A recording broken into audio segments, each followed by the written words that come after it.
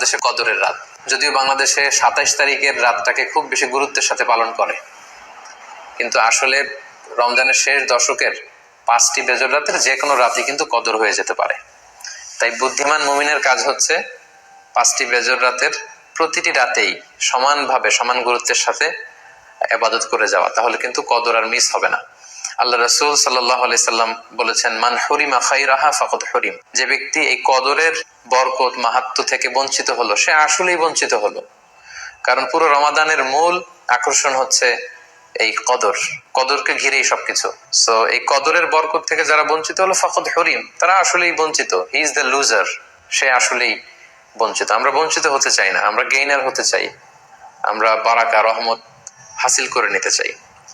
আল্লাহ রাসূল সাল্লাল্লাহু আলাইহি ওয়াসাল্লাম ইরশাদ করেছেন, ফালতামিসু ফিল আশরিল আওয়াখির মিনাল বিতর। রমজানের শেষ 10 দিনের মানে শেষ দশকের বেজর রাতগুলোতে কদর তালাশ করো। তার মানে 21-এর রাত, 23-এর রাত, 25-এর রাত, 27-এর রাত এবং 29-এর রাত, এই 5টি বেজর রাত, অড নাইটস গুলো, 5টি রাতের যে কোনো একটি রাতেই কিন্তু কদর হয়ে যেতে পারে। এবং কালামুল্লাহ মাজিদে আল্লাহ তাআলা সূরাতুল কদর নামে একটি সূরা নাজিল করেছেন, যেখানে আল্লাহ বলছেন, লাইলাতুল কদরি খায়রুম মিন আলফি শাহর। কদরের রাত 1000 মাসের চেয়ে সেরা। 1000 মাসে হয় 83 বছর 4 মাস।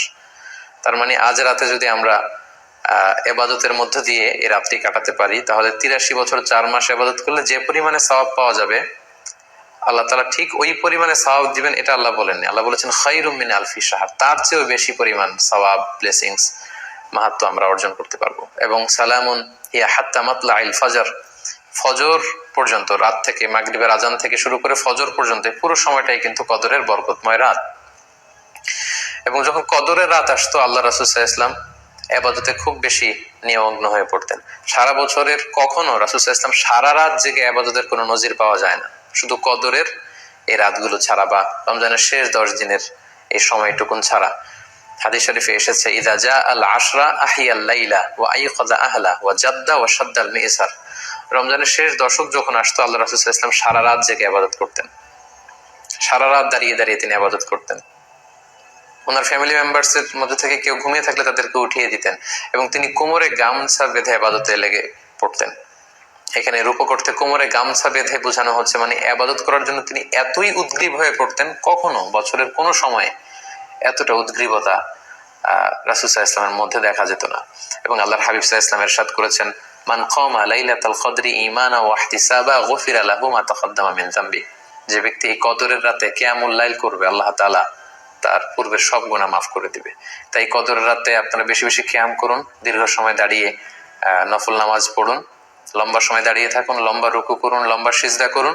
কারণ বান্দা যখন সিজদায় লুটিয়ে পড়ে, তখন সে আল্লাহর সবচাইতে কাছে চলে যায়। আল্লাহর হাবিব সাল্লাল্লাহু আলাইহি ওয়াসাল্লাম বলেছেন, আকরাবু মা ইয়াকুনুল আবদু মির রাব্বিহি ওয়া হুয়া সাজিদুন ফাআকসিরু ফিহি দুআ।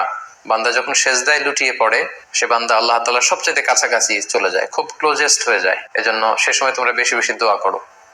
তাই লম্বা কিয়াম করুন, কোরআন তেলাওয়াত করুন এবং সিজদায় পড়ে আল্লাহর কাছে দোয়া করুন।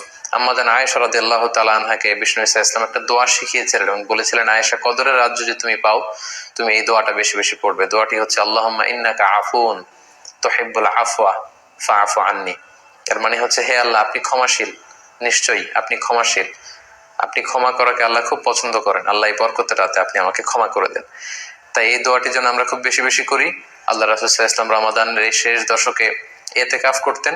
প্রতি বছর তিনি ইতিকাফ করেছেন রমজানের শেষ 10 দিন, এবং যে বছর তিনি ইন্তেকাল করবেন সে বছর তিনি 20 দিন ইতিকাফ করেছিলেন। এবং আল্লাহ রাসূল সাল্লাল্লাহু আলাইহি ওয়াসাল্লামের ইন্তেকালের পরে আম্মা জান যারা বেঁচে ছিলেন, ওনারাও মসজিদে নববীতে ওনারা কিন্তু ইতিকাফ করেছেন। আপনারা ইবাদতের মধ্য দিয়ে, কোরআন তেলাওয়াতের মধ্য দিয়ে, কিয়ামুল লাইলের মধ্য দিয়ে, আল্লাহর সাথে সম্পর্ক বৃদ্ধির মধ্য দিয়ে এই রাতটি পালন করুন। গোটা বিশ্বে যেমনি করোনার কারণে গোটা বিশ্ব আজ পর্যদস্ত, সবাই একটা আতঙ্কের মধ্যে আছে। আসুন আমরা এই কদরের রাতগুলোতে কায়মনোবাক্যে আল্লাহর কাছে দোয়া করি, আল্লাহ তাআলা যেন বিপদ থেকে আমাদেরকে মুক্ত করেন।